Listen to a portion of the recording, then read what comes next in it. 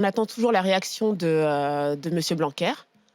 Le silence, je n'ai pas compris ce silence dans le sens où, quand il arrive quelque chose, par exemple, dans la police, on a tout de suite une réaction de Castaner, un tweet de Castaner, immédiat. qui est assez immédiat. Et ça change tout.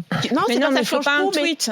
Non, mais c'est pas que ça change tout. Quelque chose d'humain. Non, mais bien sûr. Mais ce que je veux dire, c'est qu'il y a une réaction quelque part. Il y a une réaction. Oui. Là, il y a eu un silence qui était pour moi un silence Il s'est exprimé quand même. Il a été interrogé là-dessus. Oui, mais il a été interrogé là-dessus.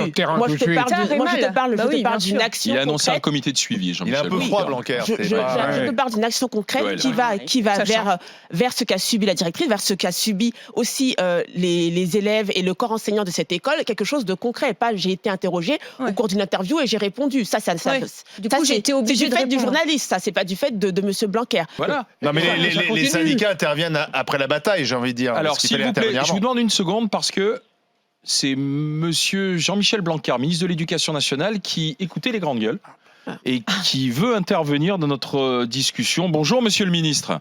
Bonjour. Merci d'être avec nous. Vous n'avez pas eu les mots, vous n'avez pas eu l'attitude après le suicide de madame Renon, monsieur le ministre?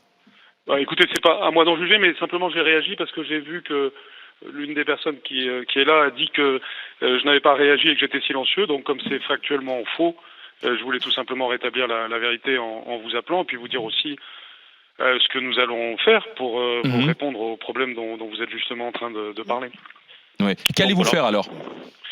Alors, ce qu'on va faire, d'abord, c'est factuellement faux parce que je suis allé à l'école dans les jours qui ont suivi ce drame. Simplement, je l'ai fait sans caméra, sans micro. Je pensais que c'était suffisant, plus respectueux de la situation et c'est tout. Donc maintenant, je suis obligé de le dire puisque il y a ce type d'accusations qui sont erronées. Mais voilà, je pense que vous savez, quand il y a un suicide, on doit tous se garder de commentaires excessifs. Je pense qu'on doit tous être unis face à un drame comme celui-là. Il faut aussi effectivement apporter des solutions concrètes aux problèmes qui sont derrière un tel drame. Mais je pense que essayer de vilipender qui que ce soit ou même de dire des choses fausses pour un petit peu jouer sur l'émotion n'est pas une bonne chose. Donc, mais on voit bien en l'occurrence, j'ai réagi. Je tiens. Bien sûr. Vous voyez, de temps en temps, il ne faut pas dire des choses fausses. Tout simplement, on dit il n'a pas réagi, c'est faux. J'ai réagi. D'accord. J'ai parlé avec l'équipe pendant 2 heures. J'ai fait un tweet aussi, puisque c'était apparemment ça. Mais pas tout le monde est sur Twitter.